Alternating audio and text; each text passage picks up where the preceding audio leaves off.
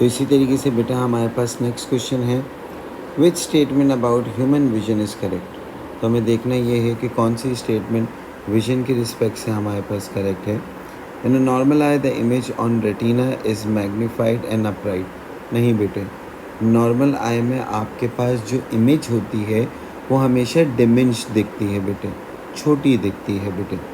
आगे देखते हैं, in a long sighted eye distant object from image in form an image in front of a retina. ये भी चीज़ बिल्कुल गलत है बेटे। लॉन्ग साइडेड आई में आपके पास किसका नहीं दिखता बेटे, करीब का नहीं दिखता, और जब करीब का नहीं दिखता तो आपके पास इमेज रेटिना के बाद बन रही होती है। Short sided I produce only virtual images, बिल्कुल गलत। तो डी ऑब्वियस सी बात है करेक्ट आंसर है, लेकिन क्यों है ज़रा वो देखते हैं। Short side is corrected by the use of diverging lens. Yes बेटे, शॉर्ट साइडेड मतलब जिनको करीब का सही नज़र आता है, दूर का सही नज़र नहीं आता। अगर उनकी रेटिना का अगर हम लोग उनकी इमेज देखें तो हमारे पास कहाँ पर बन रही होती है बेटे, आपके पास इमेज पहले ही रेटिना के ऊपर, रेटिना से पहले ही आपके पास कन्वर्ज हो जाती हैं रेज। इस वजह से इस मसले को रिजॉल्व करने के लिए आपको डाइवर्जिंग लेंस यूज़ करना पड़ता है। So D is the correct answer for this one.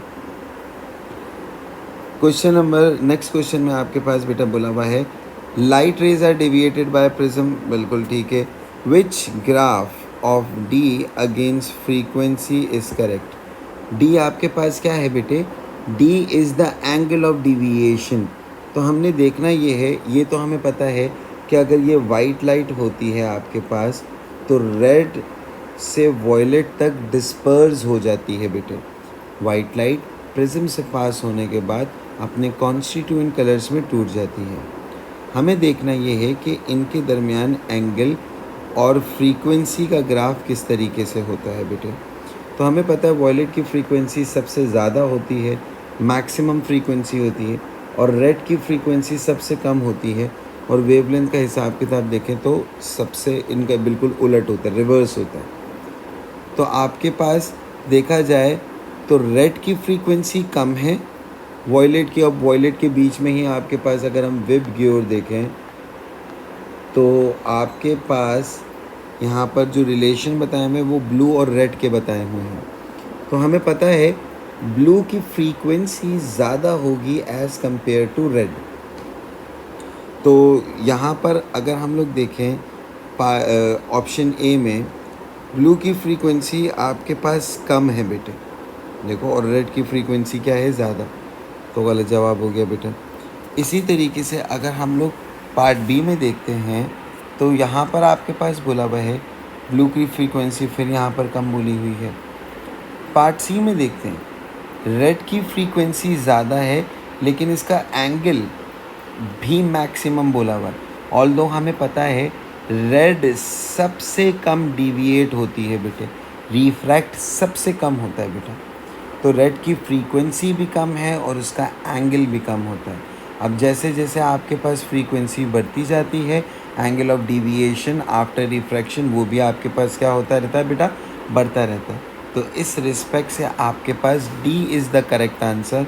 How बेटे, लेकिन रेड की फ्रीक्वेंसी भी कम है और इसका एंगल भी, जितना जो इसका एंगल ऑफ डिविएशन है वो भी सबसे कम है।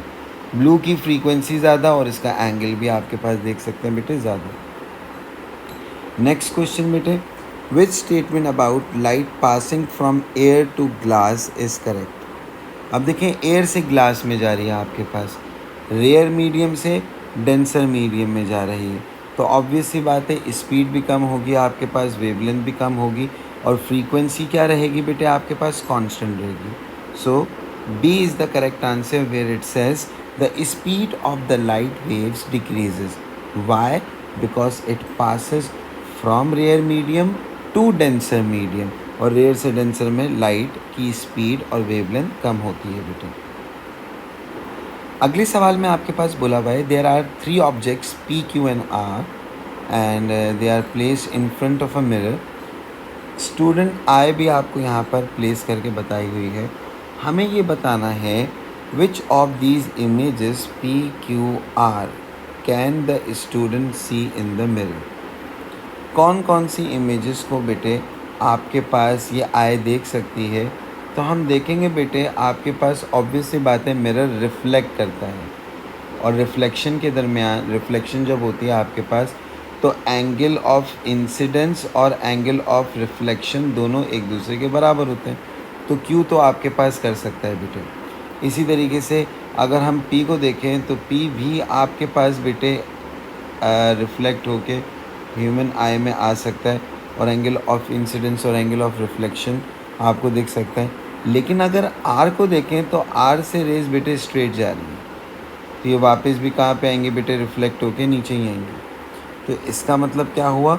कौन कौन की सी इमेजेस दिए स्टूडेंट देख सकता है बेटे? पी की इमेज देख सकता है, क्यू की इमेज देख सकता है, लेकिन आर की इमेज आपके पास वो स्टूडेंट नहीं देख सकता बेटे। अब आपके पास यहाँ पे एक स्विमिंग पूल दिया हुआ है, is lit by an underwater light, the ray of light is incident on the water surface, what is the correct path for the ray of light? आपके पास लाइट की एक रे है जो वाटर की सरफेस से टकरा रही है और आपको देखना ये है करेक्ट कौन सी डायग्राम है। बेटा सबसे पहली चीज़, आपके पास लाइट जो है वो कौन से मीडियम में है? वाटर में। कहाँ पर जा रही है बेटे? एयर में जा रही है। तो क्या डीवी, अगर रिफ्रैक्शन हुई भी तो रिफ्रैक्शन कैसे होगी? Away from normal. अब देखें, ए तो बिल्कुल ही करेक्ट इनकरेक्ट आंसर है बेटा, क्योंकि ये ऐसी तो रिफ्लेक्शन में आपके पास होती हैं और बिल्कुल ऐसा तो हो नहीं सकता बेटे। Same side of the normal पे इंसिडेंट और रिफ्रैक्टेड रे नहीं हो सकती बेटे। बी को देखते हैं तो ये टूवर्ड्स नॉर्मल बेंड हो रही है। अगर ये इस तरीके से अवे फ्रॉम नॉर्मल बेंड हुई भी होती so that could be a correct रे डायग्राम, बट यहाँ पर तो टूवर्ड्स नॉर्मल बेंड हो रही है और हमें पता है डेंसर से रेयर में जाते हैं तो वो अवे फ्रॉम नॉर्मल आपके पास रिफ्रैक्ट होती है और उसकी स्पीड और वेवलेंथ इंक्रीज़ हो जाती है। डी कहीं से भी करेक्ट आंसर नहीं है बेटे, क्योंकि ना यहाँ पे रिफ्रैक्शन हो रही है ना यहाँ पर रिफ्लेक्शन हो रही है। So C can be the correct answer. क्यों? आपके पास जो लाइट है उसने टोटल इंटरनल रिफ्लेक्शन कर लिया होगा। टोटल इंटरनल रिफ्लेक्शन की एक कंडीशन ये भी है ना कि जब लाइट मोर डेंसर से लेस डेंसर में जा रही होती है उस वक्त भी चांसेस होते हैं कि आपके पास टोटल इंटरनल रिफ्लेक्शन हो जाए। तो देखें, ए और बी को तो देख लिया, वो इनकरेक्ट बने हुए थे। D is not even possible, so C is the correct answer बेटा। आपके पास अगले क्वेश्चन में एक डायग्राम दे दी गई है जिसमें आपके पास एक इंसिडेंट रे है जो बाउंड्री से टकरा रही है। दो मीडियम डब्ल्यू एन एक्स दिए में हैं, दोनों के रिफ्रैक्टिव इंडेक्स डिफरेंट हैं, मींस के यहाँ पर रिफ्रैक्शन आपके पास हो सकती है बेटे। लेकिन जो रे डायग्राम आपको बताई हुई है, या तो उसमें लाइट रे अगर हम लोग देखें टकराई और टकराने के बाद रिफ्रैक्ट तो हुई है, लेकिन कितना डिग्री रिफ्रैक्ट हुई है? 90 डिग्री रिफ्रैक्ट हुई है। तो इसका मतलब है कि ये जो भी एंगल है, एंगल ऑफ इंसिडेंस अगर आपको पता हो नॉर्मल से रे के दरमियान मेजर होता है, ये जो भी एंगल ऑफ इंसिडेंस है ये क्रिटिकल एंगल कहलाएगा। Why this would be called a critical angle? Because an special incident angle at which light ray refracts, but refracts how much? 90 degree. So that special incident angle is called a critical angle. और y आपको क्या बता रहा है कि ये आपके पास total internal reflection हुई होगी। Now we have to see which statement is correct. W has a greater refractive index? No, W cannot have a greater refractive index. आपको पता है टोटल इंटरनल रिफ्लेक्शन उसी वक्त होती है जब मोर डेंसर से लेस डेंसर में जाया जाए। तो अगर W मोर डेंसर होता तो लाइट तो नॉर्मली रिफ्रैक्ट कर जाती, लेकिन यहाँ पे तो हुई नहीं है बेटे। यहाँ पर तो क्या हुई है, या तो वो 90 डिग्री पे रिफ्रैक्ट हो रही है या तो आपको बताया हुआ टोटल इंटरनल रिफ्लेक्शन हुई है। तो इसका मतलब है लाइट मोर डेंसर से लेस डेंसर में जा रही होगी। सो X is the more denser medium, so X will have a greater refractive index, क्योंकि मोर डेंसर का रिफ्रैक्टिव इंडेक्स भी ज़्यादा होता है। ऑप्शन बी में भी यही चीज़ लिखी हुई है तो ये भी गलत है। ऑप्शन सी देखते हैं, X has a greater refractive index than W and angle of Y is equals to the critical angle. Now this is interesting बेटा। आपके पास बोला हुआ है angle of Y is greater than, पहले आपको एक स्टेटमेंट में ये भी बताया हुआ है angle Y is greater than angle G. Angle Y जो है वो आपके पास जी से बड़ा है, तो इसका मतलब क्या हुआ बेटे कि एंगल वाई अगर हम लोग देखें तो आपके पास ये एंगल वाई इसी चीज़ के बराबर होगा ना बेटे, क्योंकि देखो जब लाइट टोटल इंटरनल रिफ्लेक्शन करती है तो रिफ्लेक्शन की प्रॉपर्टी आपको क्या बोलती है कि आपका इंसिडेंट एंगल जितना होता है उतना ही रिफ्लेक्टेड एंगल भी होता है। तो हमें इंसिडेंट एंगल यहाँ पे मेंशन तो नहीं किया हुआ, लेकिन हम ये बता सकते हैं कि जो एंगल वाई है वही आपका इंसिडेंट एंगल भी होगा, और वही इंसिडेंट एंगल हमारा क्या भी है बेटे, क्रिटिकल एंगल भी है। तो yes, option C is the correct answer. Why बेटे, क्योंकि आपके पास ये जो यहाँ पर स्पेशल इंसिडेंट एंगल था जिसके बारे में हम पहले ही सवाल में डिस्कस कर चुके थे, ये क्रिटिकल एंगल है। और ये क्यों है, क्योंकि ये लाइट को 90 डिग्री पे रिफ्रैक्ट करवा रहा है। तो देखें बेटे, सवाल मुश्किल नहीं है, बस आपको टेढ़ा मेढ़ा करके सवाल पूछा जा रहा है। आपने स्टेटमेंट्स को गौर से देखना है, कंडीशंस पहले ही ड्रॉ कर लेनी है ताकि आप अपना आंसर इजीली कंक्लूड कर सकें। और अगर आपको कोई सवाल समझ में ना आए तो वो आप कमेंट सेक्शन में लाजमी मुझे बता दीजिएगा। अगला क्वेश्चन है, dentist uses the plane mirror to see the back of the tooth. A plane mirror produces an image of an object, describe the position of this image. अब जरा देखें, आपको पता है प्लेन मिरर कैसी इमेजेस बनाता है, वर्चुअल इमेजेस। और वर्चुअल इमेजेस हमेशा कहाँ बनती है बेटे, बिहाइंड द मिरर बनती हैं। और वर्चुअल इमेज में आपके पास होता ये है कि जो आपके पास डिस्टेंस ऑब्जेक्ट का मिरर से होता है वही डिस्टेंस आपका मिरर से इमेज तक का भी होता है बेटे। तो हमने ये करेक्टरिस्टिक्स यहाँ पे पोजीशन बता देनी है बेटे।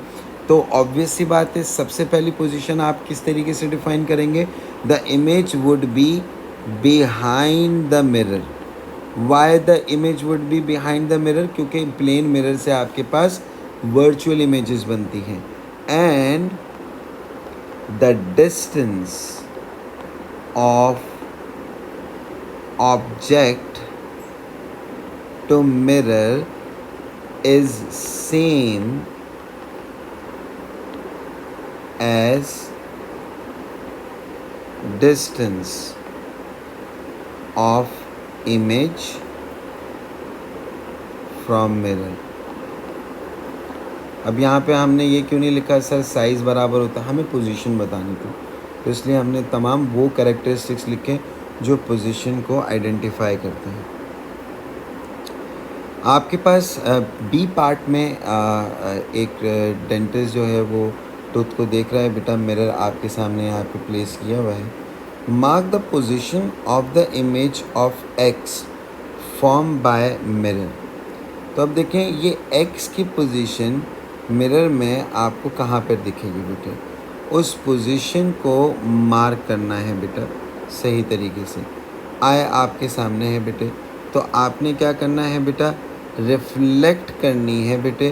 तो आप रिफ्लेक्ट करेंगे तो ये आपके पास किस तरीके से आएगा, ये है आपके पास जो टूथ की तस्वीर जो है ये मिरर में दिख रही होगी, और ये इमेज रिफ्लेक्ट होके बेटे कहाँ पर दिख रही होगी, यहाँ पर दिख रही होगी। तो आपने क्या करना है, इमेज जो आपके पास कहाँ पर मिलेगी वो करेक्ट पोजीशन ऑफ आई आपको बता देनी है कि वो जो करेक्ट इमेज होगी उसकी पोजीशन आपके पास आई की पोजीशन हम कहाँ पे करेंगे, सिर्फ हमें उस आई की पोजीशन बता देनी है। हमें पता है इमेज वैसे एक ये तो इन्होंने बताया हुआ है कि डेंटिस्ट की आई यहाँ पर मौजूद है, हमें करेक्ट पोजीशन बतानी है। इमेज की पोजीशन कहाँ पर होगी बेटे, आई तो यहाँ पर दिख रही होगी, इमेज आपके पास ऑब्वियस सी बात है बिहाइंड द मिरर होगी। और एक चीज़ का ध्यान रहे बेटा, जो आपके पास डिस्टेंस ऑब्जेक्ट का मिरर के साथ है वही डिस्टेंस आपके पास इमेज का मिरर के साथ भी होगा। तो ये आपके पास तकरीबन 1.8 1.9 के बराबर आ रहा है, तो यहीं पर ही हम 1.8 और 1.9 तक मार्क कर देंगे बेटे। Draw a ray of light from X to show how the dentist can see the tooth. तो हमने एक रे ऑफ लाइट बेटे बना दी। यहाँ पर नॉर्मल लाइन भी बना दीजिएगा बेटे, ताकि आप यहाँ पे बता सकें कि ये अगर एंगल ऑफ इंसिडेंस है तो ये आपके पास एंगल ऑफ रिफ्लेक्शन है, और ये दोनों एक दूसरे के बराबर होंगे बेटे। यहाँ पे पोजीशन सही तरीके से इसको मार्क कर दीजिएगा बेटे। State one characteristics of the image form by the plane mirror other than its position. एक और कैरेक्टरिस्टिक बताएं। तो अभी हम लोगों ने बात की ना बेटे, क्या वर्चुअल इमेज होगी। इसके अलावा हम यहाँ पर ये भी लिख सकते हैं कि ऑब्जेक्ट और इमेज का साइज़ आपके पास सेम होगा। सेम साइज़, वैसे तो एक मार्क के लिए लिखना है तो एक पॉइंट लिख लीजिएगा। हम मल्टीपल पॉसिबल आंसर जो भी आपके पास हो सकते हैं वो तमाम लिख रहे हैं। Same size as object. इसके अलावा आप ये भी लिख सकते हैं लेटरली इन्वर्टेड। हमें पता है कि मिरर में इमेजेस जो होती हैं वो लेटरली इन्वर्टेड होती हैं, कि आपके पास लेफ़्ट राइट दिख रहा होता है और राइट लेफ़्ट दिख रहा होता है।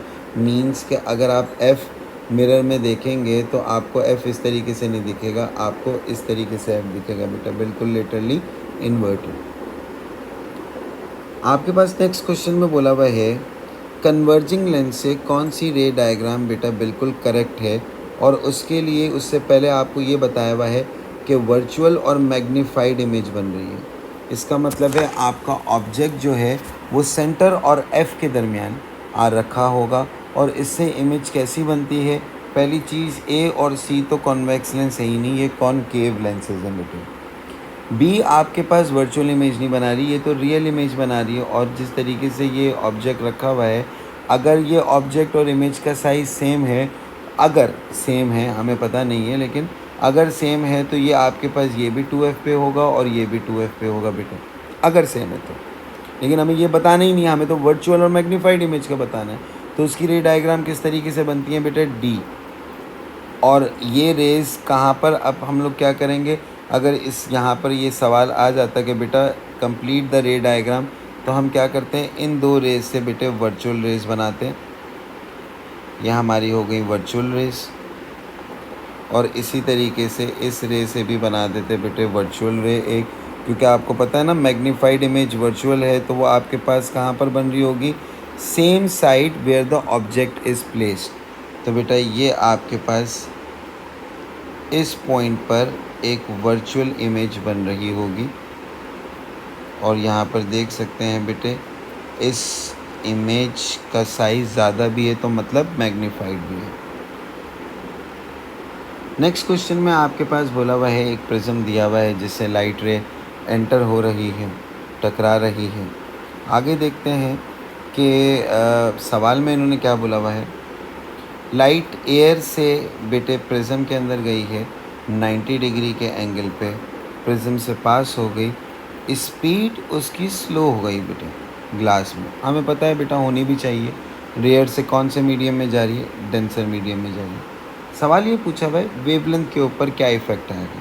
तो स्पीड कम हो रही है तो वेवलेंथ भी क्या होगी बेटे आपके पास, डिक्रीज़ हो जाएगी। तो वेवलेंथ ऑल्सो डिक्रीजेस। फ्रीक्वेंसी पे क्या फ़र्क पड़ता है, फ्रीक्वेंसी हमेशा सेम रहती है, so it does not change. Speed कम होती है क्योंकि एयर से ग्लास में आ रही है ना, रेयर से डेंसर में आ रही है। Speed decreases, wavelength decreases, but frequency remains the same. Refractive index आपको नेक्स्ट पार्ट में दे दिया है, और क्रिटिकल एंगल हम लोगों को मालूम करना है। तो आपके पास रिफ्रैक्टिव इंडेक्स और क्रिटिकल एंगल का एक रिलेशन में फॉर्मूला भी है, n is equals to 1/sin c।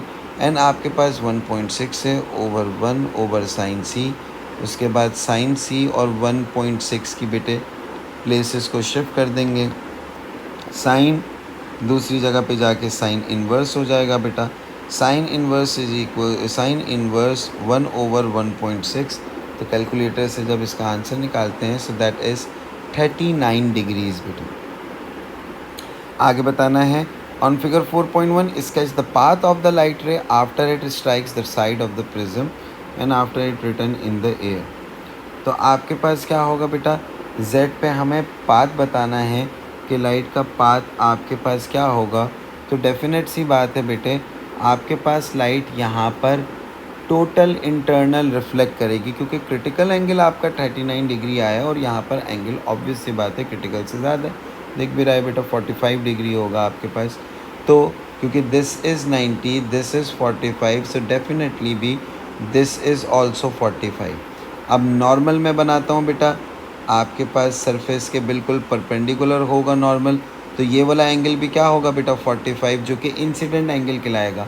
और ये इंसिडेंट एंगल आपके क्रिटिकल एंगल से ज़्यादा है। जब आपका एंगल ऑफ इंसिडेंस क्रिटिकल से ज़्यादा हो जाता है तो लाइट टोटल इंटरनल रिफ्लेक्ट करती है बेटे। तो लाइट इस तरीके से रिफ्लेक्ट करेगी और बिना डिविएट हुए हुए यहाँ से पास हो जाएगी।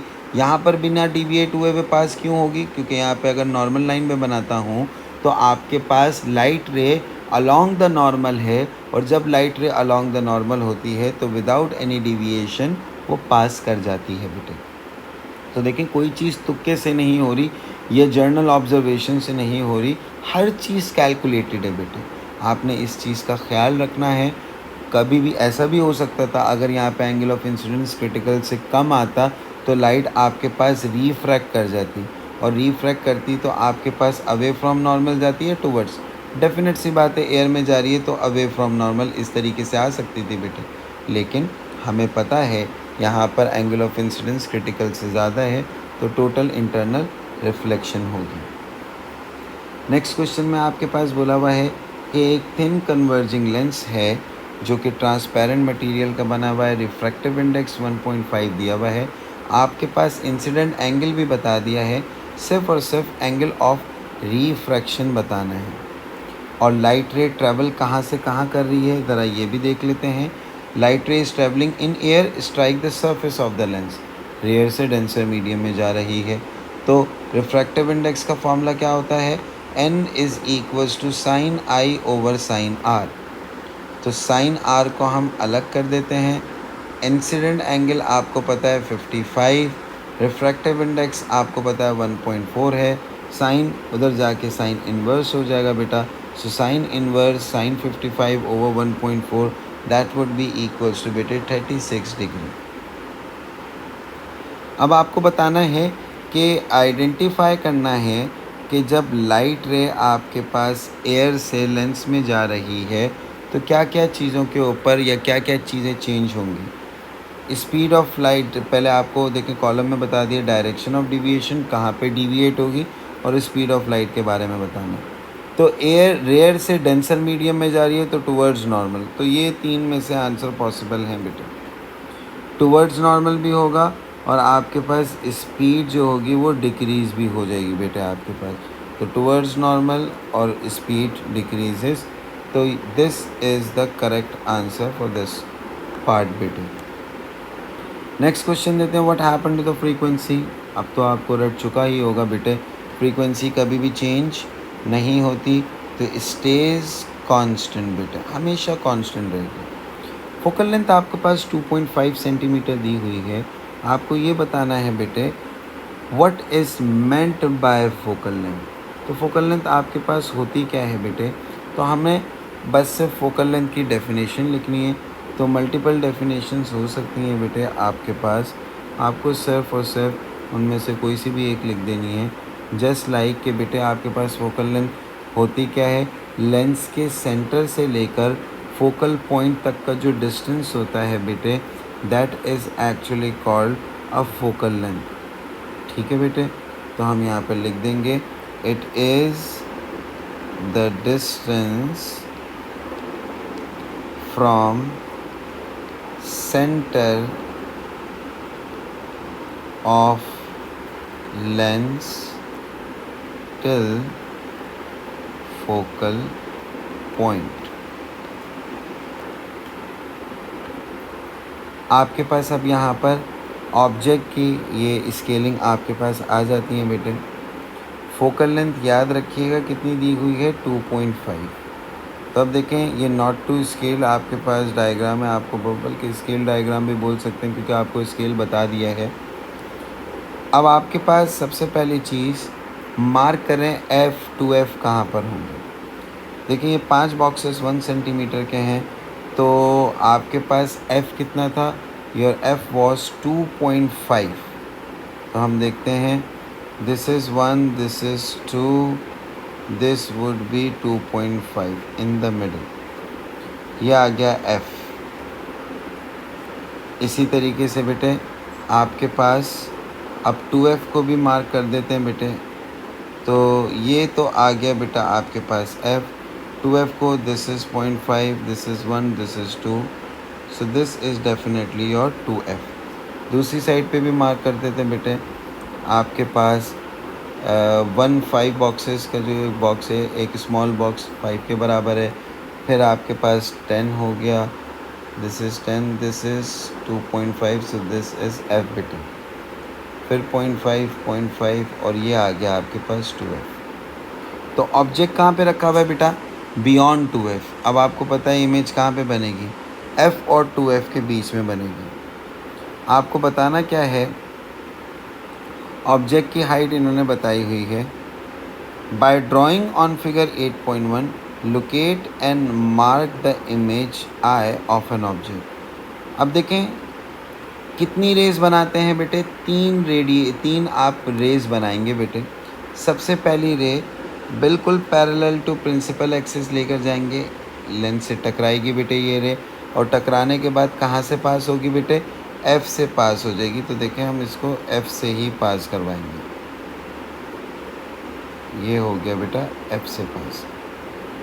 उसके बाद दूसरी रे डायग्राम किस तरीके से बनाएंगे, हम ऑब्जेक्ट से लेंगे, सेंटर ऑफ द लेंस से लेकर जाएंगे और सीधा सेंटर ऑफ द लेंस से जब भी रे जाती है तो अनडिविएटेड पास हो जाती है बेटे। सेम पॉइंट से हमने रे बनाई, सेंटर ऑफ द लेंस से लेकर गए और अनडिविएटेड पास करवा दी। तीसरी इमेज क्या होगी बेटे, पहले से ही F से पास होगी, टकराएगी बेटे लेंस के साथ, ये F से पास हो गई, टकरा गई, और टकराने के बाद आपके पास बिल्कुल क्या हो जाती है, रे पैरेलल हो जाती है। और जहाँ पर ये तीनों रेज मिल रही होती हैं वहाँ पर बेटा फॉर्म होती है image. So here is the point where image is form. आप इमेज को लोकेट भी कर दें बेटे और इसको करेक्ट पोजीशन पे बना भी दें। तो आपको पता है बेटा इन्वर्टेड इमेज बनेगी और रियल इमेज बनेगी। पार्ट 3 में आपके पास क्या बोला हुआ है, determine the distance of image from the lens and calculate the magnification of O. हमें दोनों चीज़ें बतानी है। तो डिस्टेंस हम लोग मेजर कर लेते हैं बेटे।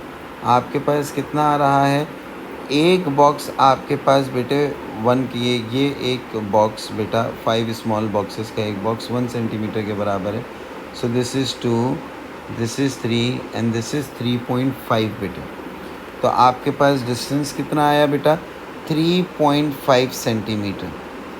मैग्नीफिकेशन आपके पास क्या होती है, मैग्नीफिकेशन हमारे पास दो फार्मूला है, height of image over height of object, ये distance of image over distance of object. तो हम डिस्टेंस वाला फार्मूला इस्तेमाल कर लेते हैं बेटा। डिस्टेंस ऑफ इमेज आपके पास कितना आ गया, 3.5। डिस्टेंस ऑफ ऑब्जेक्ट भी बेटे मेजर कर लेते हैं, 1 2 3 4 5 6 7 8 एंड दिस इज़ 9। तो 3.5 को हम डिवाइड कर देंगे किससे, 9 से। So the answer that you will get is 0.38। तो that is your magnification. Describe how a converging lens is used in a camera. तो बेटा एग्जैक्टली सेम तरीका होता है बेटे जो आपके पास ऊपर रे डायग्राम में बताया हुआ है बेटे, कि आपके पास ऑब्जेक्ट बियॉन्ड 2f होता है, इमेज f और 2f के बीच में बनती है, डिमेंस्ड इमेज बनती है। यही करेक्टरिस्टिक बेटे आपके पास ह्यूमन आई में भी होते हैं। तो हमने अब इन्हीं करेक्टरिस्टिक्स को यहाँ पर लिख देना है बेटे।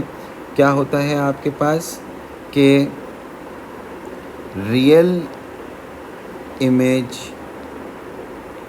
Is formed and the object should be beyond 2f. Image is inverted and smaller in size than object. और अगर ह्यूमन आई का भी आ गया तो सेम टू सेम फिनोमेना होता है। लाइट रे आपके पास ऑब्जेक्ट से फोकस होती है लेंस की तरफ और उसके बाद एडजस्ट करने के बाद आपके पास एक रियल इमेज फॉर्म होती है ऑब्जेक्ट की, जो कि आपके पास स्मॉलर इन साइज होती है, इन्वर्टेड भी होती है बेटा। नेक्स्ट क्वेश्चन देखते हैं। आपके पास एक रेड लाइट है, रे ऑफ लाइट है, टकराई है, रिफ्लेक्ट होकर मिरर से आपके पास दूसरे मिरर पे जाके स्ट्राइक की है। पार्ट ए में बताना है कि आपके पास इंसिडेंट एंगल कितना है। तो ये जो एंगल दिया हुआ ये तो इंसिडेंट एंगल नहीं हो सकता, क्योंकि एंगल हमेशा नॉर्मल और रे के दरमियान मेजर होता है। तो नॉर्मल तो पहले बनाएंगे हम, मिरर ए के बिल्कुल परपेंडिकुलर एक लाइन बना देंगे विच इज़ अ नॉर्मल। तो ये आपके पास इंसिडेंट एंगल होगा। तो ये कितना होगा बेटा? This would be 60 degree. So what is your incident angle? It is 60 degree बेटा। इसी तरीके से देखें, मिरर बी के ऊपर अगर हम लोग देखें कि आपके पास इंसिडेंट एंगल कितना होगा, जो रे रिफ्लेक्ट होकर मिरर बी पे गई है वहाँ पे उन्होंने मेंशन कर दिया वैसे वो 90 डिग्री है। तो नॉर्मल भी तो आपके पास सरफेस के 90 डिग्री होता है, तो बेटा ये नॉर्मल बन गया। तो आपके पास नॉर्मल और रे के दरमियान कोई एंगल ही नहीं बन रहा, क्योंकि नॉर्मल और रे दोनों एक दूसरे के अलॉन्ग हैं। तो यहाँ पे आपके पास इंसिडेंट एंगल कितना हुआ बेटा? 0 डिग्री होगा। Describe the path of the ray reflected after it leaves the mirror B. Same to same path, क्योंकि देखें अब आपके पास जितना एंगल ऑफ इंसिडेंस उतना ही एंगल ऑफ रिफ्लेक्शन। टकराया, एंगल ऑफ इंसिडेंस 0, तो एंगल ऑफ रिफ्लेक्शन भी क्या हो जाएगा बेटा? 0। तो क्या हो जाएगा बेटा? Back along the initial path, the ray will be back along the initial path. वजह आपके सामने है बेटा। Part B, a plane mirror hanging on a wall is use to form the image of an object. State 3 characteristics. तो अब 3 characteristics आप बता सकते हैं बेटा। क्या क्या 3 करेक्टरिस्टिक्स हैं? Same size as object, same distance as object, upright भी बता सकते हैं, वर्चुअल भी बता सकते हैं, लेटरली इन्वर्टेड भी बता सकते हैं। तो ये तो हमने आपके पास 5 करेक्टरिस्टिक्स बता दी और उनमें से आपको कोई से भी 3 लिखने। क्या क्या? The image is same size as object, the image distance is same as the distance of object, the image is upright, the image is virtual, the image is laterally inverted. Next question में आपके पास बताया हुआ है कौन सी arrangement converging lens की आपके पास है। तो आपको पता है कन्वर्जिंग लेंस लाइट रे को कन्वर्ज करता है, एक साथ मीट करवाता है। So D is the correct answer बेटे। ए बी सी तीनों की तीनों गलत है। अगले सवाल में आपके पास बोला हुआ है एक इंसिडेंट रे है, एयर से ग्लास रे में जा रही है। आपको साइन आई और ओवर साइन आर का ग्राफ दिया हुआ है। तो हमें बताना है, देखें अगर आपका इंसिडेंट एंगल 0 है तो आपको, अब देखें इंसिडेंट एंगल बिल्कुल 0, अभी ऊपर देख के आए अलॉन्ग द नॉर्मल अगर लाइट रे होती है और अगर ये मीडियम चेंज भी कर रही है तो अपना एंगल चेंज नहीं करेगी। तो अगर इंसिडेंट एंगल 0 तो रिफ्रैक्टेड एंगल भी 0। जैसे जैसे इंसिडेंट एंगल बढ़ता जाएगा वैसे वैसे रिफ्रैक्टेड एंगल भी आपके पास बढ़ता जाएगा। लेकिन इंसिडेंट और रिफ्रैक्टेड हमेशा एक दूसरे के बराबर नहीं होंगे, क्योंकि लाइट रे आपके पास एयर से ग्लास में जा रही है तो आपके पास रिफ्रैक्ट होने के बाद लाइट रे टुवर्ड्स नॉर्मल बेंड हो जाएगी। मतलब इंसिडेंट एंगल हमेशा बड़ा होगा, रिफ्रैक्टेड एंगल हमेशा छोटा होगा। तो ये कहाँ पर शो हो रहा है बेटा? ए में 0 पे 0 और देखें इंसिडेंट एंगल बड़ा और रिफ्रैक्टेड एंगल छोटा बेटा। तो आपके पास बी तो बिल्कुल ही गलत है। इंसिडेंट एंगल जब आपके पास मैक्सिमम है तो रिफ्रैक्टेड 0 लिखा हुआ है, यही चीज़ सी में भी लिखी हुई है। डी क्यों गलत आंसर है बेटे? क्योंकि इसमें आपको बता रहे हैं रिफ्रैक्टेड एंगल ज़्यादा होगा और इंसिडेंट एंगल आपके पास कम होगा, और ऐसा पॉसिबल नहीं हो सकता बेटे। क्यों? रेयर आपके पास ग्लास लाइट जो है वो रेयर मीडियम से डेंसर मीडियम में जा रही है, तो टूवर्ड्स नॉर्मल बेंड होने के बाद एंगल कभी भी ज़्यादा नहीं आ सकता, कम आएगा बेटे। तो ए is the correct answer for this one. दोबारा ये क्वेश्चन रिपीट हो गया है, तो इसका आंसर ए ही है बेटे। इसके बाद अब आपके पास वाटर से एयर में लाइट रे आपके पास जा रही हैं। हमें ये बताना है mark the critical angle. Critical angle को बेटा आपने लेबल करना है। तो क्रिटिकल एंगल कौन सा एंगल होता है? जब लाइट रे रिफ्रैक्ट करती है 90 डिग्री पे। तो कौन सी लाइट रे है जो रिफ्रैक्ट की है 90 डिग्री पे? ये आ गई। तो एंगल ऑफ इंसिडेंस यहाँ पर क्या है? ये है आपके पास एंगल ऑफ इंसिडेंस, और यही angle of incidence critical angle कहलाएगा। State why only one of the three rays is totally internal reflected. तीनों में से 3 रे गई हैं और तीनों में से सिर्फ एक ही रे आपके पास टोटल इंटरनल रिफ्लेक्ट हुई है, क्योंकि उसी रे का आपके पास एंगल ऑफ इंसिडेंस बड़ा होगा किससे? क्रिटिकल एंगल से। सो आपके पास angle of incidence is greater than critical angle, सिर्फ उसी रे का बेटे, बाकी सब रे का ऐसा नहीं हो रहा होगा, तभी तो आपके पास क्या हुआ, पहली वाली रे तो नॉर्मली रिफ्रैक्ट कर गई बेटे, दूसरी रे 90 डिग्री पे रिफ्रैक्ट की, तभी उस एंगल को क्रिटिकल एंगल हमने मार्क भी कर दिया। तीसरी रे जो थी जो टोटली इंटरनल रिफ्रैक्ट कर गई, तो बेटा वहाँ पर इंसिडेंट एंगल क्रिटिकल से बड़ा हो चुका होगा। रिफ्रैक्टिव इंडेक्स आपको बताना है, तो आपके पास देखें इंसिडेंट एंगल आपके पास है, रिफ्रैक्टेड एंगल आपके पास है। याद रखना है बेटे, जब भी आप sine I over sine R Snell's law लगा रहे हैं, बड़ा एंगल हमेशा ऊपर रखना है। अब देखें यहाँ पर इंसिडेंट एंगल बेशक बड़ा नहीं है, इंसिडेंट एंगल 25 है, रिफ्रैक्टेड एंगल बड़ा है, तो आपने रिफ्रैक्टेड एंगल ही ऊपर रखना है बेटे। स्नेल्स लॉ में हमेशा याद रखिएगा कि आपके पास रिफ्रैक्टेड एंगल न्यूमिनेटर में हमेशा बड़े एंगल की वैल्यू, डिनोमिनेटर में हमेशा छोटे एंगल की वैल्यू बेटे। साइन 34 ओवर साइन 25 करेंगे तो आपके पास आंसर आ रहा है 1.3 के बराबर बेटे। आपको क्रिटिकल एंगल बताना है। Now you know about, you don't have to measure, you have to calculate it. So you do have the formula to calculate the critical angle with the help of refractive index. Now what is the refractive index? Refractive index is 1.3. Now we just have to shift the places of sin C and 1.3, and at the end sine inverse of 1 over 1.3 will give you 49 degrees, and that is your critical angle. Next question बेटे, एक light रे है plane mirror पे, incident angle पे strike कर रही है 20 degree पे। एंगल ऑफ इंसिडेंस अगर इंक्रीज़ कर दिया गया है 5 डिग्री, तो आपको बताना है what is the new angle between the incident and the refracted रे। आपके पास पहले क्या बोला हुआ है कि the ray of light strikes a plane mirror at an angle of incidence of 20 degree. तो आपके पास बेटे पहले अब लाइट रे पहले एंगल ऑफ इंसिडेंस कितना था बेटा? 20 डिग्री था। अब उन्होंने बता दिया है angle of incidence is increased by 5 degree. तो मतलब अब आपके पास एंगल ऑफ इंसिडेंट कितना हो चुका होगा बेटा? 25 हो जाएगा। पहले अगर 20 था तो अब कितना हो जाएगा बेटा? 25। तो अब अगर मैं देखूं रिफ्लेक्ट होगी लाइट, प्लेन मिरर है, तो आपके पास एंगल ऑफ रिफ्लेक्शन भी कितना होगा बेटा? 25। इन्होंने कौन सा एंगल मांगा हुआ है?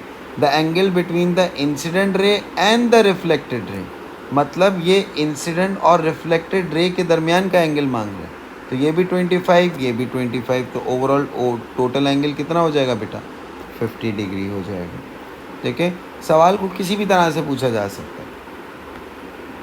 अब विजिबल लाइट है, एक कंपोनेंट है बेटा इलेक्ट्रोमैग्नेटिक स्पेक्ट्रम का। आपको बताना है कि speed of light in vacuum क्या होती है। तो ये वैल्यू सबको पता है 3.0 10⁸ मीटर पर second is the speed of light in vacuum. State the colours of visible spectrum, तो हम एक ऑर्डर में बता देंगे। आपके पास विब्योर होता है, लेकिन आप रेड से रेड, ऑरेंज, येलो, ग्रीन,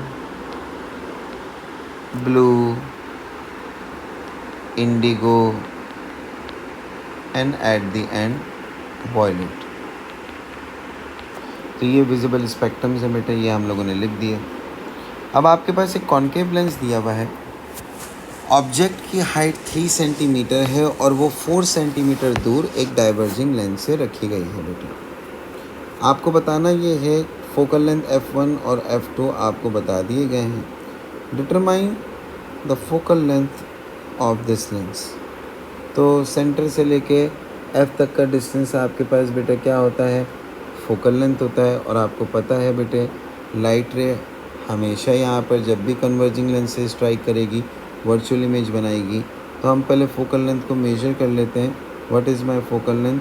तो this is your centre of the lens, और सेंटर ऑफ द लेंस से आपके पास देखें ये 1 सेंटीमीटर, 2, 3, 4, 5 और ये 6 सेंटीमीटर आ रहा है।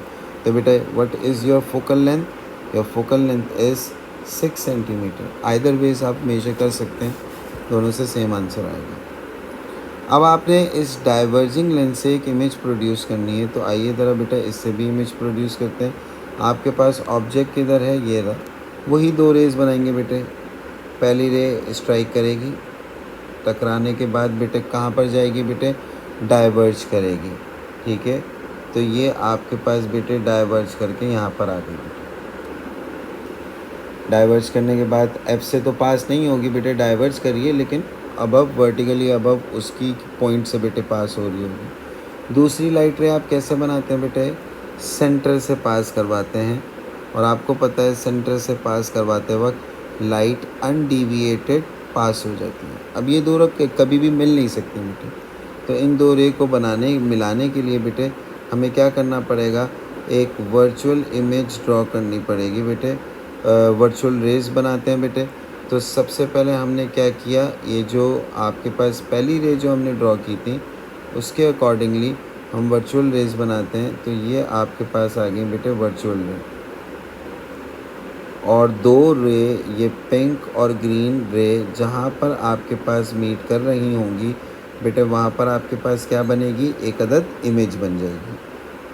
तो देखिए कहाँ पर आपके पास इमेज बनी, this is the point where image is form बेटे। इसको एरो को ठीक कर लेते हैं। सो यस, तो ये आपने बेटे इमेज बना दी। Determine the height of the image. तो हाइट ऑफ द इमेज देखते हैं बेटे आपके पास कितनी आ रही है। 1 बॉक्स आपके पास 1 सेंटीमीटर के बराबर है। सो ज़रा देखते हैं, this is 1, 2, this is I guess 2.5. So what is the height of the image? The height of the image is 2.5 centimetre. और इस इमेज को बेटे आप आई भी बोल सकते हैं। उन्होंने बोला हुआ तो हम इसको आई बोल लेते हैं। State 1 use of diverging lens. आपको बताना है, एक यूज़ बताना है बेटे डाइवर्जिंग लेंस का। तो हम इसको बता सकते हैं बेटे, डाइवर्जिंग लेंस जो होता है बेटे वो जो आपके पास शॉर्ट साइडेडनेस होते हैं, जिनको करीब का नज़र, लॉन्ग साइडेडनेस जो होते हैं जिनको दूर का नज़र आता है लेकिन करीब का नज़र नहीं आता, उनके लिए बेटे हम लोग ये लेंस इस्तेमाल करते हैं। तो हम यहाँ पे लिख सकते हैं, use to correct short sidedness.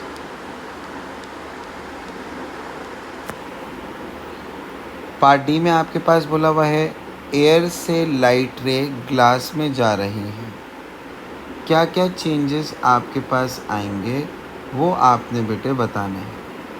तो जब लाइट रे आपके पास एयर से ग्लास में ट्रैवल कर रही है बेटे, तो क्या क्या चेंजेस आते हैं बेटे? आपके पास सबसे पहली चीज़ लाइट रे की स्पीड कम हो जाती है, ये आप बताएंगे। दूसरी चीज़, वेव फ्रंट एक दूसरे के बहुत क्लोज हो जाते हैं, मींस आपके पास वेवलेंथ डिक्रीज़ हो जाती है। तीसरी चीज़, फ्रीक्वेंसी कांस्टेंट रहती है बेटे।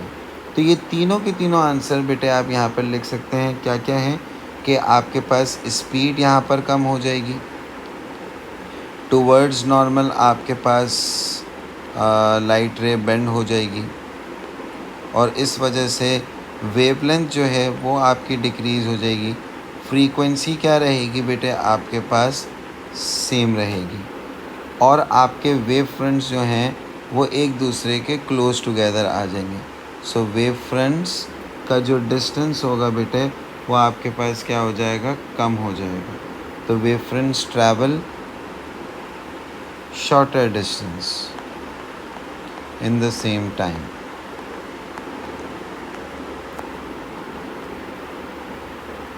आपके पास लेंस डायग्राम दी हुई है, लीनियर मैग्नीफिकेशन आपको बतानी है कि लीनियर मैग्नीफिकेशन यहाँ पे क्या है। तो height of image over height of object करेंगे बेटे। ये आप मुझे करके इसका आंसर कमेंट बॉक्स में ज़रूर बताइएगा, या distance of image over distance of object भी कर सकते हैं। स्केल डायग्राम है बेटे, तो आप देख सकते हैं। अब आपके पास हम अपने स्केल के हिसाब से करेंगे बेटे, जो भी आपका अपने स्केल्स के हिसाब से आंसर आता है, क्योंकि पेपर में तो आपको स्केल डायग्राम प्रॉपर दिखेगी। अभी ये स्क्रीन है तो स्क्रीन पे आप जूम इन जूम आउट करके आपका स्केल चेंज भी हो सकता है बेटे। तो इसलिए आपको वैसे ये बता दिया है कि फोकल लेंथ 4 सेंटीमीटर की है, और ये बता दिया हाइट ऑफ इमेज 6 सेंटीमीटर की है। तो हमें पता है बेटा 1 2 3, तो एक बॉक्स 2 सेंटीमीटर का है, तो ये आपके पास 2 और ये 2.5 का होगा बेटा, बल्कि 3 का हो जाएगा, क्योंकि अगर एक 5 स्मॉल बॉक्सेस 2 सेंटीमीटर के बराबर हैं तो 2.5 स्मॉल बॉक्सेस आपके पास 1 सेंटीमीटर के बराबर होंगे। तो आपके पास 6/2.5 कर देंगे तो आंसर आपके पास बेटा आ सकता है। ठीक है, तो वो कमेंट बॉक्स में लाजमी बताइएगा बेटा। नेक्स्ट क्वेश्चन बेटे आपके पास क्या हुआ है यहाँ पर। पहले तो आपको बताना है कि क्रिटिकल एंगल क्या है, बल्कि बताया हुआ क्रिटिकल एंगल जो है आपके पास travelling from glass into air is 42। Where does the total internal reflection occurs? कहाँ पर बेटा अकर हो रही है? प्रिज्म पी में या प्रिज्म क्यू में? तो मैं देखता हूँ बेटे, जब लाइट रे यहाँ पर आपके पास स्ट्राइक करेगी तो ये आपके पास 90 डिग्री होगा। Definitely that would be a 45 degree बेटे। अगर हम लोग देखें और नॉर्मल से फिर बनाएंगे, ये भी आपके पास कितना होगा बेटा? 45, और ये आपके पास 90 आ जाएगा बेटे। तो यहाँ पर इंसिडेंट एंगल कितना आ रहा है बेटा? 45 डिग्री आ रहा है। तो आपके पास टोटल इंटरनल रिफ्लेक्शन कहाँ हो रही है? क्या पी में हो रही है? यस सर, पी में हो रही है। क्यू में देखते हैं कि आपके पास क्यू में हो रही है या नहीं हो रही। लाइट रे जाएगी, टकराएगी, तो देखिए ये 90 डिग्री, तो ये आपके पास क्या आ जाएगा बेटा? 45 डिग्री। यहाँ पे नॉर्मल बनाता हूँ तो ये भी एंगल कितना होगा बेटा? 45 डिग्री। ये भी एंगल क्रिटिकल से ज़्यादा है, तो यहाँ पर भी बेटा टोटल इंटरनल रिफ्लेक्शन होगी। तो दोनों केसेस में, पी और क्यू दोनों केसेस में आपके पास टोटल इंटरनल रिफ्लेक्शन हो रही है बेटा। Next question, parallel beam of light ray is incident on a diverging lens. बताना ये है कि कौन सी रे डाइवर्जिंग लेंस के लिए बेटे करेक्ट है। तो डाइवर्जिंग लेंस में आपके पास होता क्या है, ए को अगर देखता हूँ तो यहाँ पर लाइट रेज कन्वर्ज हो रही हैं। बी को अगर हम लोग देखें बेटे, क्या वो आपके पास डाइवर्ज हो रही हैं? डाइवर्ज हो तो रही हैं, लेकिन एक प्रॉब्लम ये है कि जब सेंटर ऑफ द लेंस से लाइट रे जाती है बेटे, पास करती है, तो वो अनडिविएटेड पास करती है। लेकिन यहाँ पे इन्होंने डिविएशन शो की बेटे, गलत हो जाएगा। इसी तरीके से ऑप्शन डी में देखें तो लाइट रे वहाँ पर भी सेंटर ऑफ द लेंस से पास होके बेटे देखो अपने डायरेक्शन चेंज कर दी। हालांकि आपको पता है डायरेक्शन चेंज नहीं होती। ए तो बिल्कुल ही गलत है, हालांकि डाइवर्ज होना चाहिए था, और डाइवर्ज होने के बजाय वो लाइट रे आपके पास क्या हो गई है बेटे, कन्वर्ज हो गई है। सेंटर ऑफ द लेंस की रे तो सही है, लेकिन ये वाली रे आपके पास गलत। सी को देखें, एक तो ये आपके पास ये वाली रे डाइवर्ज भी हुई है, और सेंटर से जब पास कर रही है तो वो अनडिविएटेड भी जा रही है। तो C is the correct answer for this question. Next question, when light ray is disperse by a prism, compare with the blue light and red light. अच्छा जी, ब्लू और रेड लाइट को बेटे आपने कंपेयर करना है, आपको पता है कि compare the blue light, the red light is, red light की करेक्टरिस्टिक्स बतानी है। तो रेड लाइट की आपके पास क्या होता है बेटे, सबसे कम रिफ्रैक्ट होती है, अगर आपको पता हो, ठीक है। और आपके पास स्पीड भी इसकी सबसे ज़्यादा होती है। वाई, रेड लाइट की वेवलेंथ सबसे ज़्यादा है, तो आपके पास स्पीड भी क्या होती है, सबसे ज़्यादा होती है। फ्रीक्वेंसी इसकी सबसे कम होती है बेटे, और इसकी रिफ्रैक्शन भी इसके अंदर कम दिखाई देती है।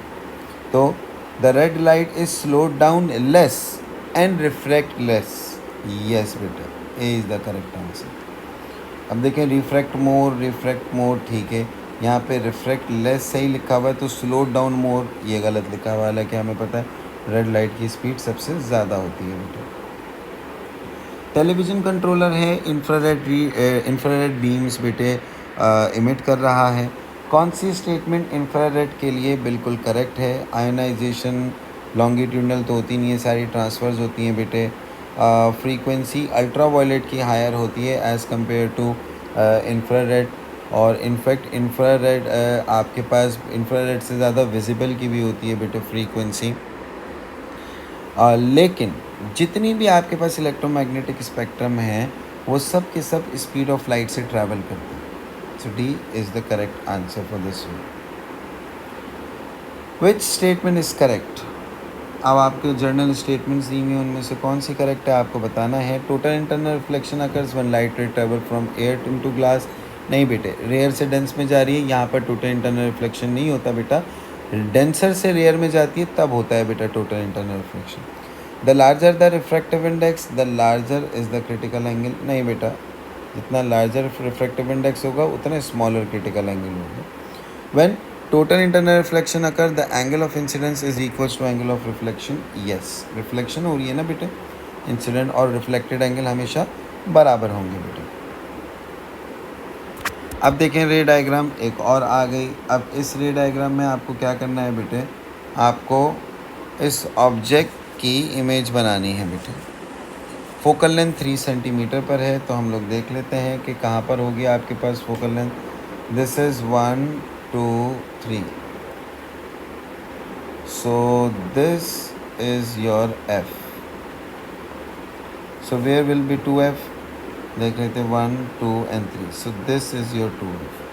तो object is placed in between F and 2F, और आपको पता है आपके पास इन लार्ज इमेज बनेगी। दूसरी साइड पे भी देख लेते हैं बेटे, कहाँ पर F है, 1 2 3।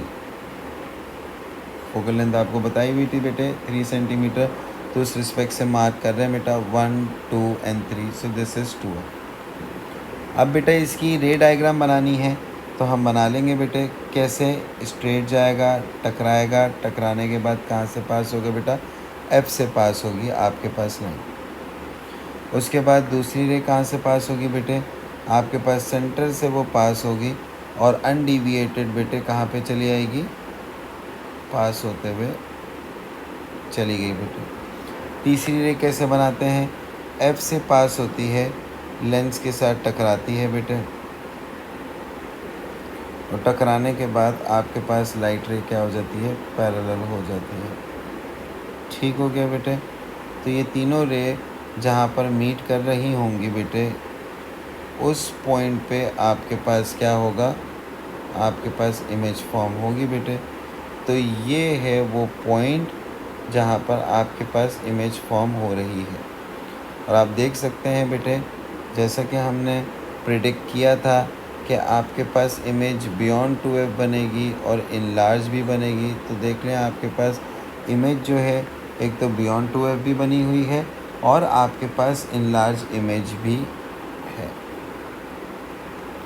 लीनियर मैग्नीफिकेशन बतानी है तो आप डिस्टेंस या हाइट ऑफ ऑब्जेक्ट दोनों फार्मूलाज आप इस्तेमाल कर सकते हैं। And object of height, object की हाइट तो आपको बता दी है बेटे 2 सेंटीमीटर है, और वो 5 सेंटीमीटर दूर भी आपके पास रखा हुआ था, वो भी आपको पता है बेटे। तो अब आपने HI/HO करके इसका आंसर लिखा देना है बेटे। The image is magnified state one other feature, बेशक मैग्नीफाइड है बेटे लेकिन ये रियल इमेज है, तो आप रियल भी लिख सकते हैं, इन्वर्टेड भी लिख सकते हैं बेटे। मैग्नीफाइड तो उन्होंने मेंशन कर दिया। मैग्नीफिकेशन में height of image over height of object का फॉर्मूला लगाएं, या distance of image over distance of object का फॉर्मूला लगा के आंसर मुझे कमेंट सेक्शन में लाजमी बताइएगा।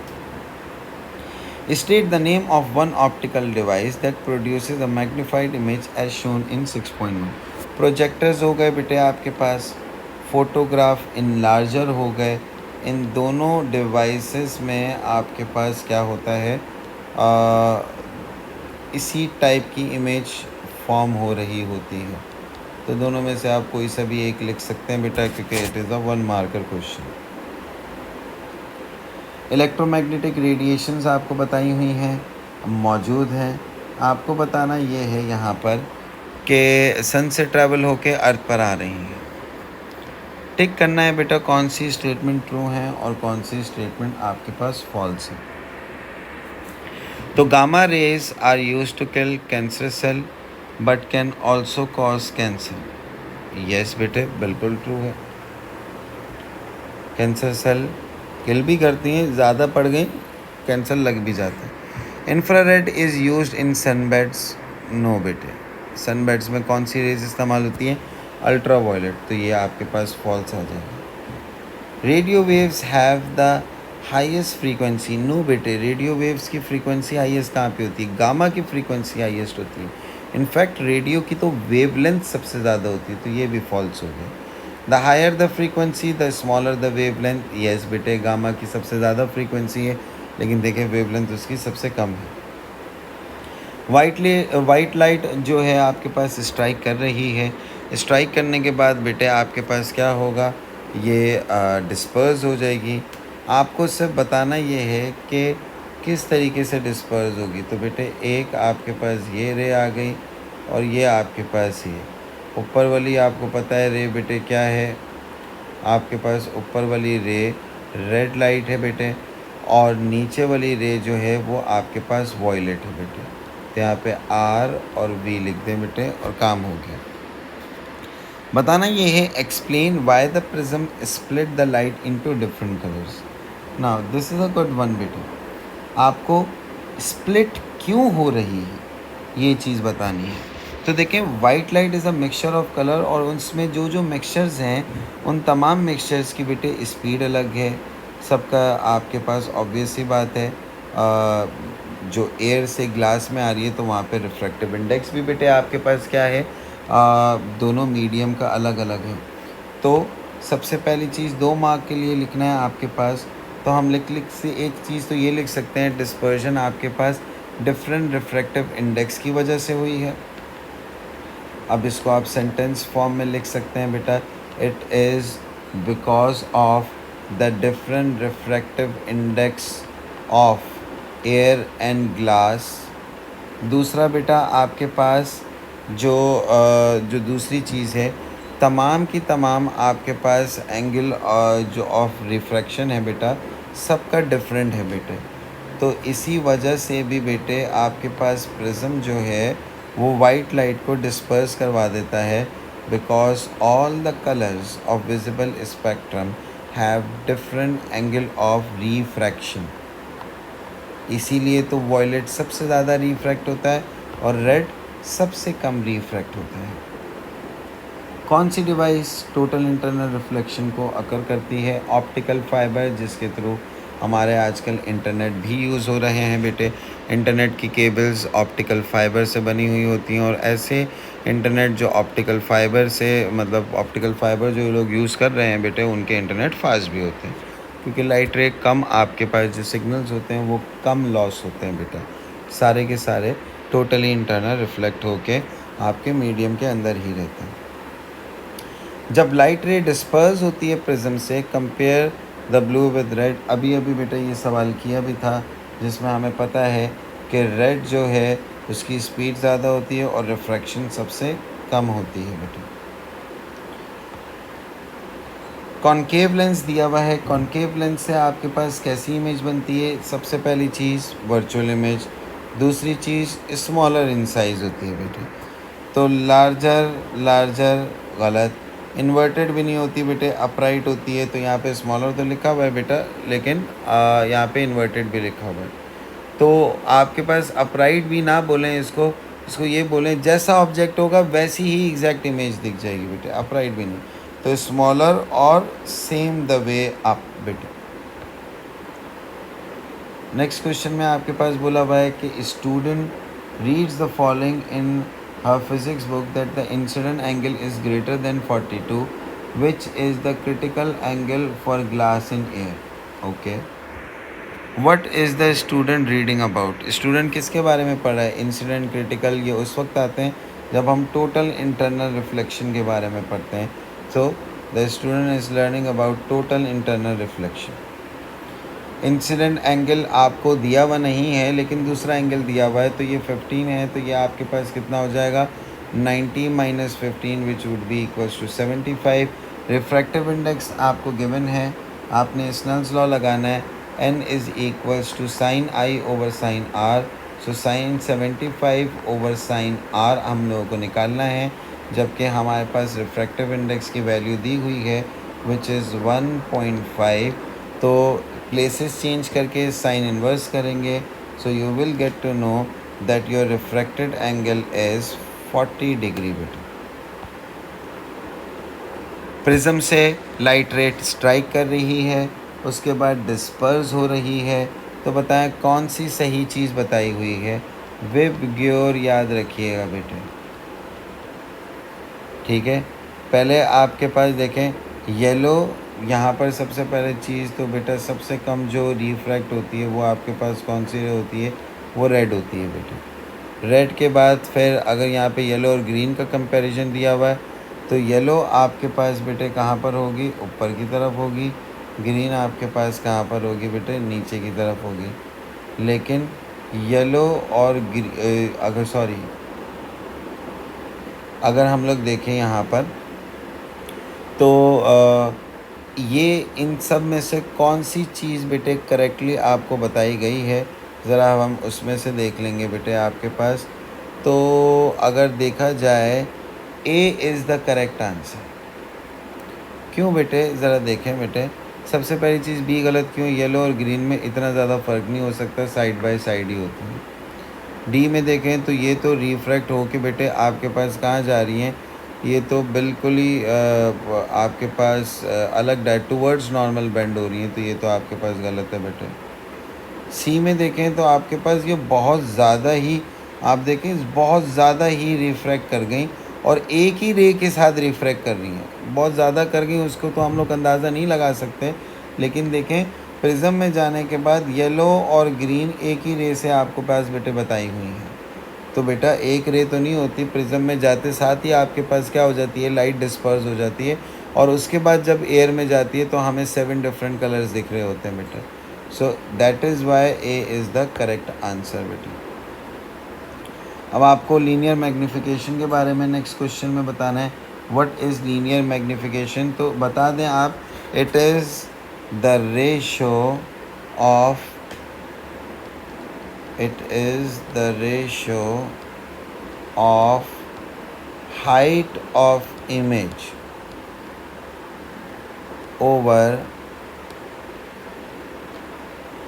height of object, या distance of image over distance of object, दोनों लिख सकते हैं। रियल इमेज क्या होती है?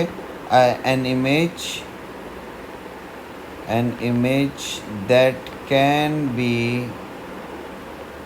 formed on screen बेटे, ऐसी इमेज जो स्क्रीन पे प्लॉट या ड्रॉ की जा सकती है बेटे।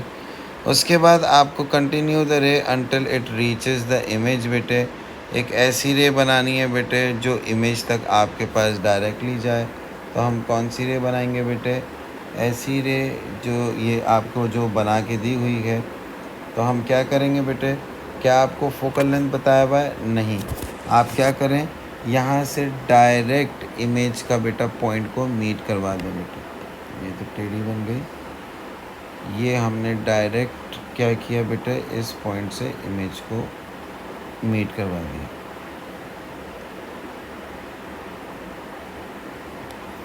ठीक हो गया जी।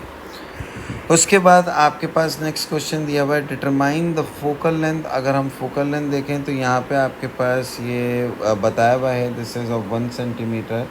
सो नाउ लेट्स चेक।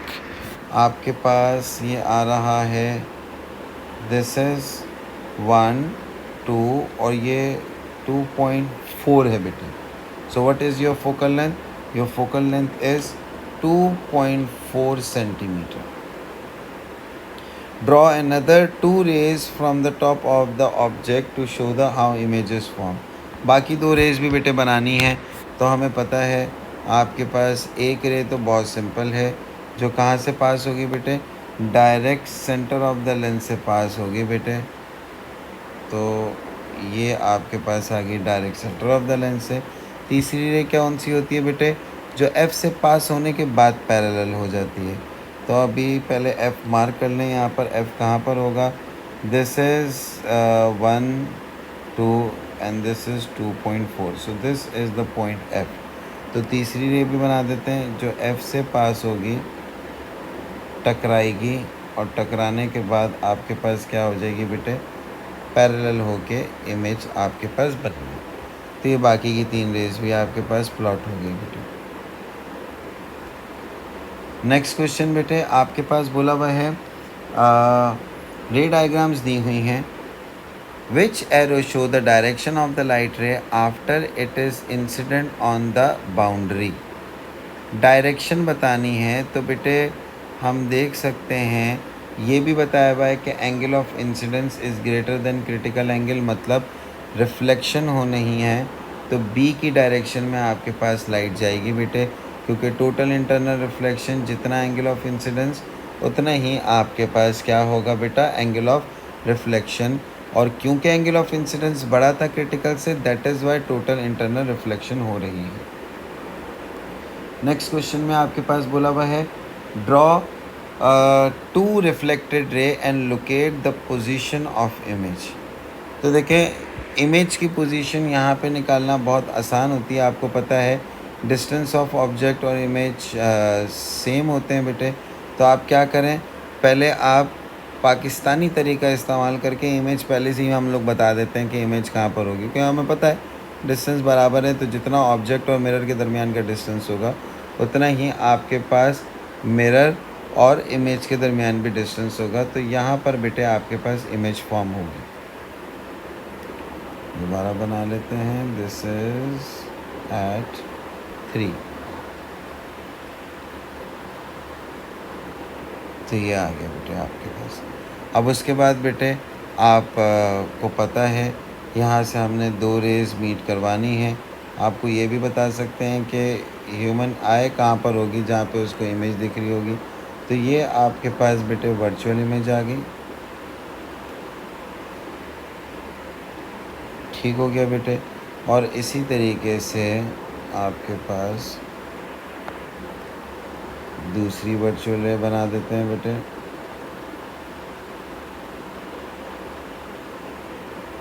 तो इस पूरे पैरामीटर के दरमियान कहीं पर भी आप आई बॉल बना सकते हैं बेटे।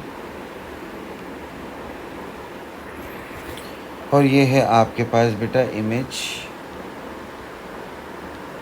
साइज और हाइट सेम होगा। आगे बोला हुआ है, apart from its position state one more characteristic. Virtual है, अपराइट है, लेटरली इन्वर्टेड है, सेम साइज एज ऑब्जेक्ट है। मल्टीपल आंसर्स हो सकते हैं बेटे। अब ज़रा देखें आपके पास क्या है, वाटर वेव फ्रंट्स आपको बताए हुए हैं। They move in the direction of arrow. The wave hits the boundary between two region and the wave slows down बेटे। ठीक है बेटे, जब वेव स्लो हो गई तो अब आपको बोला क्या है, सबसे पहले तो ये बताएं what is wave front. Wave front क्या होते हैं बेटा? Line which join the particles of all the crust और ऑल द ट्रफ। तो यहाँ पे हम लिख सकते हैं कि this is a line joining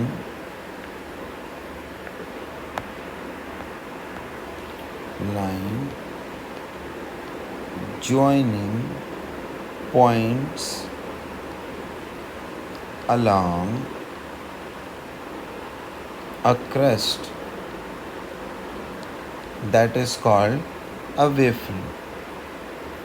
अब draw reflection and refraction दोनों बेसिकली आपके पास हुई हैं इस बाउंड्री पे। तो हमें रिफ्लेक्टेड रे के भी वेवफ्रंट्स बनाने हैं और इसी तरीके से आपके पास बेटे रिफ्रैक्टेड रे के भी आपको वेवफ्रंट्स बनाने हैं। तो हमने कहा ठीक है बेटे, पहले रिफ्रैक्शन के बना लेते हैं। वेव जहाँ पे स्ट्राइक की वहाँ पे आपने क्या करना है, एक नॉर्मल लाइन बनानी है। स्लो डाउन हुई है तो टुवर्ड्स नॉर्मल बेंड हुई होगी। कितनी टुवर्ड्स होगी अब ये तो स्पेसिफाई नहीं किया हुआ, तो हमने टुवर्ड्स नॉर्मल बेंड करवा दी बेटे। अब स्लो डाउन हुई है तो वेव फ्रंट का साइज़ भी क्या हो जाएगा बेटा, कम हो जाएगा। यहाँ पे हम अगर मेजर कर लें तो यहाँ पर वेव फ्रंट का साइज़ कितना आ रहा है मेरी डायरेक्शन के हिसाब से बेटे, इफ़ इट इज़ 0.8। तो अब मैं क्या करूँगा, वेव फ्रंट के बिल्कुल परपेंडिकुलर बेटे हम वेव फ्रंट रे के बिल्कुल परपेंडिकुलर वेव फ्रंट्स बनाएंगे। और दूसरी चीज़, परपेंडिकुलर तो बनेंगे वेव फ्रंट्स, लेकिन आपके पास एक दूसरे के बहुत क्लोज भी होंगे बेटे। हम देख लेते हैं। So yes, they will be close to each other.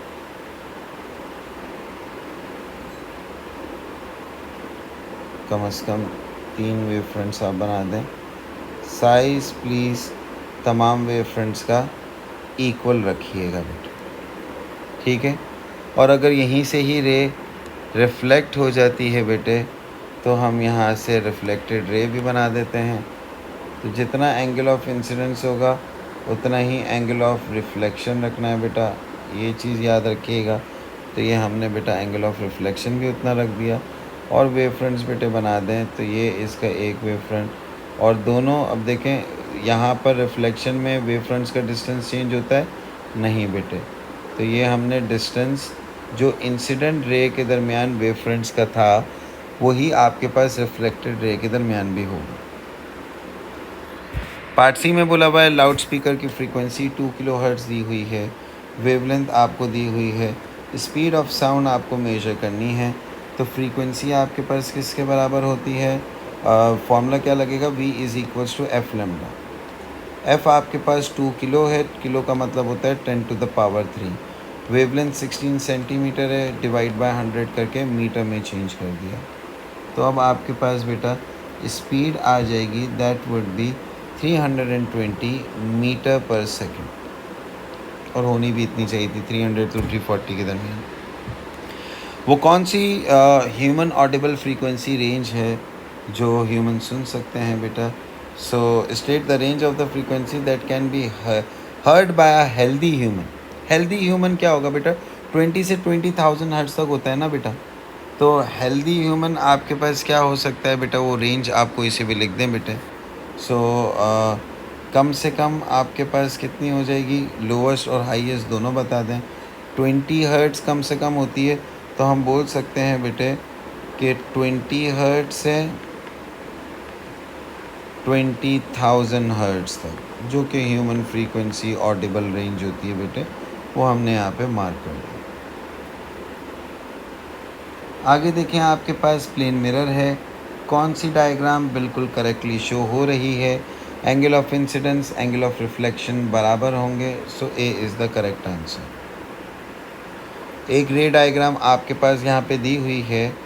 पहले ये बताया हुआ है कैमरा में कौन सी रे डायग्राम होगी और मैग्नीफाइंग ग्लास में आपके पास कौन सी रे डायग्राम होगी बेटे।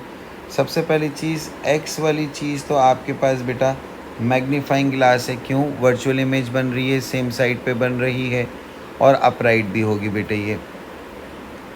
दूसरी चीज़ आपके पास बेटे देखें, बल्कि यहाँ पे कैमरा और मैग्नीफाइंग ग्लास को नहीं बताना, बस आइडेंटिफाई करना है एक्स और वाई आपके पास कौन कौन सी रहे हैं। वाई को अगर देखें, ऑब्जेक्ट छोटा है, इमेज बड़ी है, प्रोजेक्टर या फोटोग्राफ इनलार्जर हो सकता है।